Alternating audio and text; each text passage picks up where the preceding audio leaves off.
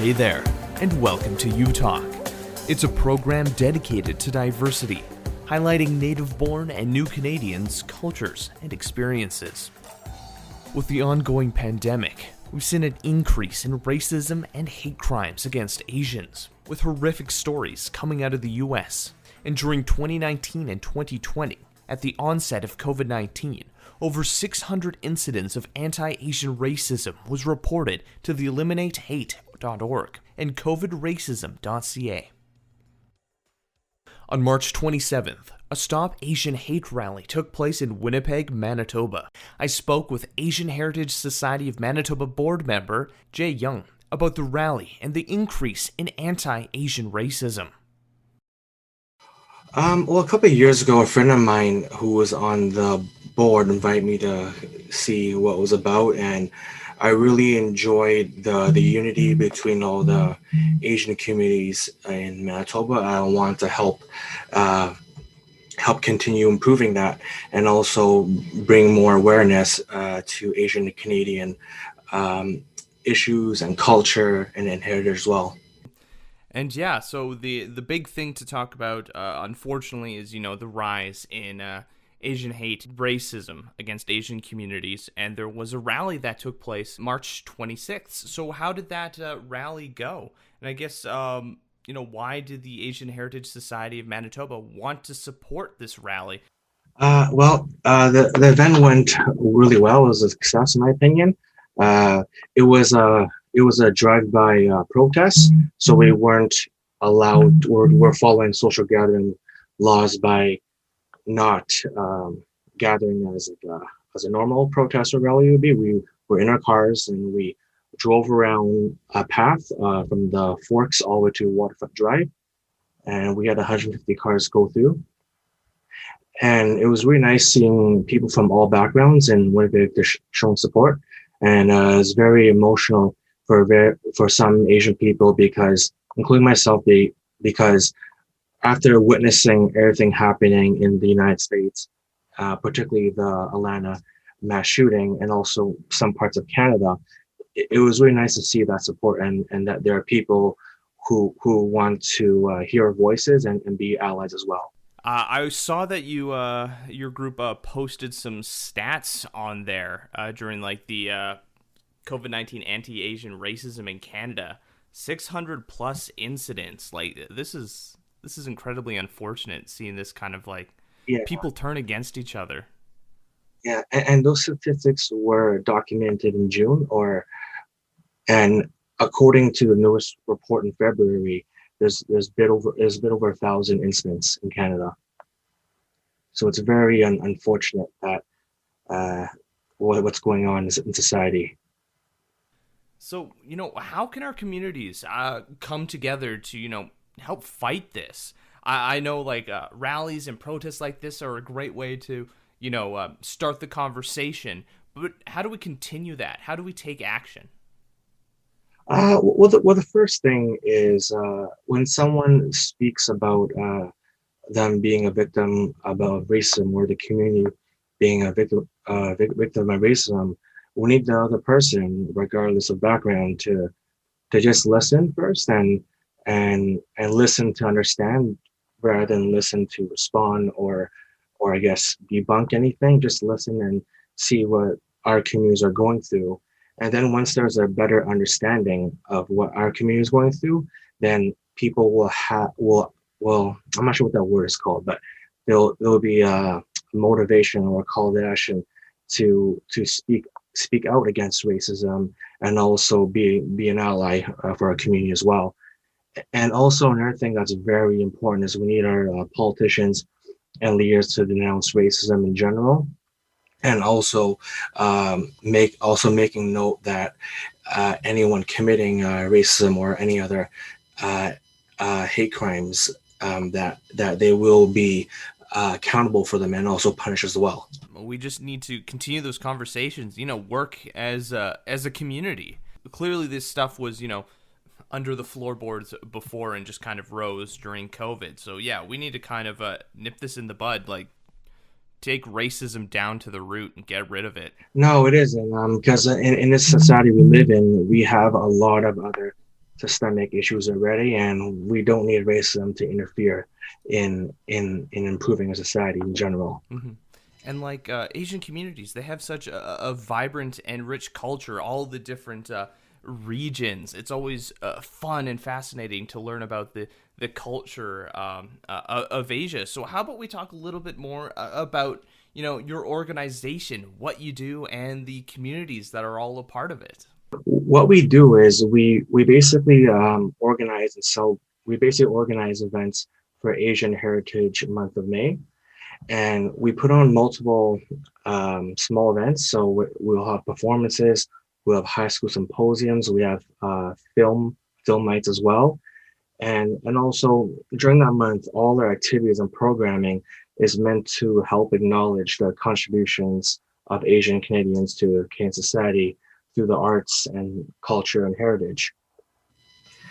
And on our board, we have people from all backgrounds of Asia, consisting of Japanese, Chinese, Indian, Sri Lankan, Vietnamese, Korean, Filipino, Syrian, Singaporean, and Malaysian. And our organization is open to individuals from East Asia, Southeast Asia, South Asia, and West Asia as well. Yeah. So how about tell me a little bit about the programming and some of the events that you've hosted in the past.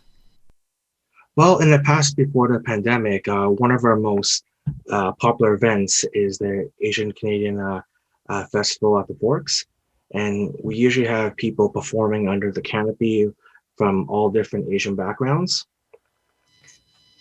And another event we would have is also the high school symposium. So we'd go to high schools and we would talk about Asian and Canadian history. And also, we do have some workshops on that day as well, workshops on other Asian activities.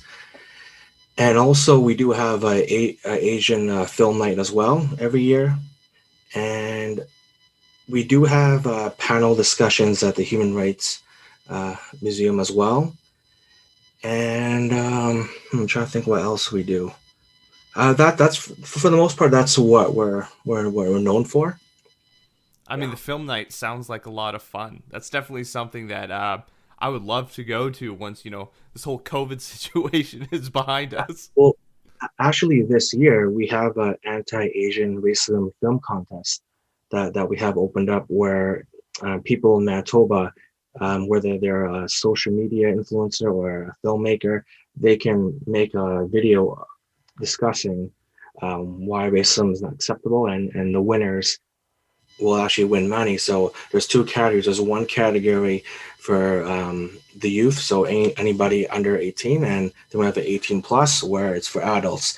And the best films will be shown on our Asian film night at the end of May. Oh, that's super exciting. So Yeah. when is kind of the deadline for this? Well, the original deadline is April 1st, and I understand that that especially with what's going on recently, I'm sure lots of people want to make more content. So I may have to extend the deadline to potentially April 20th. April 20th. Just so everyone gets a chance to work on their films. Because I understand working on films is not an easy task at all. Yeah, the video editing, getting the production all in order. At the same time, it'd be nice to have just really candid videos too, because if their film is not, you know, high end or high budget, and it's still like shows a powerful message, then hey, then that can win the contest as well. So I don't want to. I want to encourage everyone to give it a try. Yeah, so anyone can kind of participate as long as you Yeah, can share that message out there. exactly. Where can people find more information about, you know, taking part in this initiative? Well, if they go to AsianHeritageManitoba.com, we'll have all our information there. And also we're on Facebook, and if you type in Asian Heritage Society of Manitoba, we're there. And also for Instagram, we're at Asian Heritage Manitoba. What kind of spurred this initiative and contest? What made the the board want to you know, pursue this? Well, the thing is, like, I especially this past year with racism related to the pandemic, there's a lot of Asian Canadians, or just anyone in Canada in general, um, witnessed or heard about a lot of racism, and I really believe that especially in this day and age, there shouldn't be racism at all. And and if we can create films to help bring awareness and educate people, then I think everyone's society can benefit from it. You have this film night where you're going to showcase the films coming up in May. What are some of the other things that the organization is hoping to get to as restrictions continue to ease? Well, this year all our events are virtual based, just like any other organizations out there. So during Asian Heritage Month in May, we'll be displaying Asian showcases every couple of days. So we'll have videos from every Asian culture participate. And I haven't got full details on the high school symposium yet, but there will be programming sent to some of the high schools out there. And and I mentioned, yeah, we're gonna have a virtual Asian film festival as well. And that's what we have so far. There could be a few more things coming up, but that's what we have planned. Why is it important to get those high school students involved? Well, I'm sure you heard this before. When it comes to identity and racism issues, it's all taught, or it's all we don't. No one is born with perceptions. They're learned, experienced, and taught. So if we can talk to students about what's going on in the Asian Canadian community. And also, there are other Asian Canadian students that may not feel that topics of Asian Canadian history may not be fully covered, even though I understand there is a curriculum out there. But there are some parts of history that may not have been mentioned in the regular curriculum that I think is important for some students to learn about. And I guess it'd be very important to mention right now, if someone does experience racism or hate like this, where should they be, going, if they're experiencing this? Well, we do have an instant reporting survey on our website. So if they go to, asianheritagemanitoba.com, we do have an instant reporting system. Right now, it's currently in English, but we are going to get translations to have in different languages so it's more accessible for certain people in our community. Yeah, kind of like report that as soon as possible. Don't continue to let it Yeah, fester. yeah, because we have to speak. We have to speak up. If we don't speak up, then there are people who will not understand or know that what's going on. Because, like I would say, fortunately in Manitoba, uh, pandemic-related racism is a lot lower compared to the United States and Canada. There's been mostly um, verbal abuse and racist remarks and vandalism. There hasn't been violent forms of racism in Manitoba, and I'm really glad because a lot of stuff that I see out there that's happening in the United States and other parts of the country, it can be very traumatizing for a lot of people in Manitoba to see, and we don't want that to ever spill over here. Yeah, like it can be scary and traumatizing, and experiences like that, can continue to create a divide between different communities. Yeah, yeah, it's a very unnecessary divide because at the end of the day, we're all trying to survive here and be contributing members, and it's really it can be very hurtful when you're because everyone else, I understand everyone else during the pandemic is stressed out and overwhelmed, and there's lots of issues. But with the Asian Canadians, we have those issues too. But then we also get we have to deal with racism, and that's just another dimension of just being overwhelmed during this pandemic. Yeah, I mean, we're in this together. We gotta work together, not divide each other. Oh, totally, and it's crazy how when we have accessibility to all this technology with all this information, and unfortunately we're still divided, and it's really unfortunate. And there's so much we can learn from each other. Like different cultures have different experiences that like you can learn and apply to your own life. Yeah, Yeah, actually, that's why I actually enjoy looking at your guys' social media and website because you do interview people from all walks of life and diverse cultures. So I think it's really awesome, and we actually shared a couple of your Oh, guys' thank you. posts. So I think what your organization is doing is amazing, and you're helping with that as well. Yeah, it's a whole symbiotic community. We gotta help each other out and promote each other, because you know, diversity is beautiful. Oh, it totally is, and I wish more people could see the beauty of that. But unfortunately, we have to deal with what we have, and we have to try to find ways to improve the situation.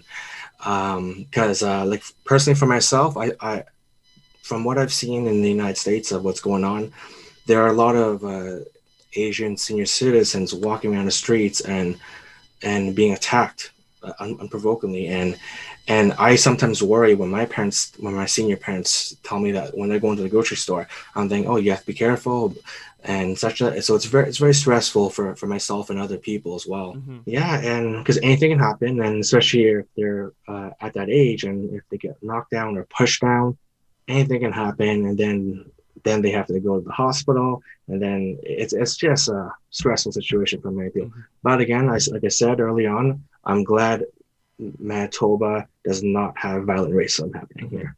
So yeah, we've talked a little bit about, you know, the increase in hate crimes due to the pandemic and the stresses that have been involved, and you know, the increase in both the United States and Canada. What are some other things that the Heritage Society of Manitoba is, you know, actively addressing? Basically, we like to share and spread awareness on information about it. So if there's organizations that want to get a message across, we're more than happy to share it. And during our high school symposium, we do talk about Asian and Canadian history and why the things in the past are not acceptable. So that's our role right now.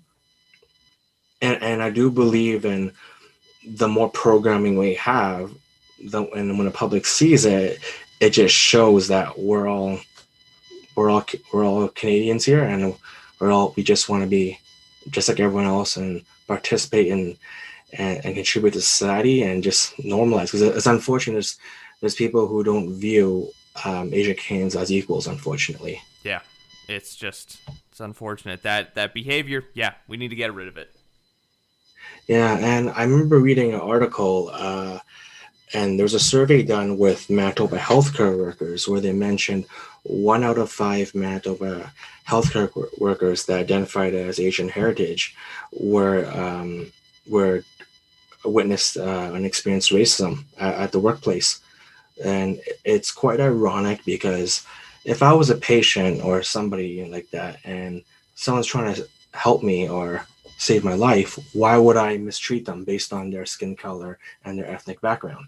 So it's really frustrating when you hear stuff about like that. As a Caucasian, it's really hard to empathize because or sympathize because you know we've never experienced things like that. So it's really hard to get into that mindset of, you know, what that must feel like and the mental toll that racism has on people of you know, minority communities.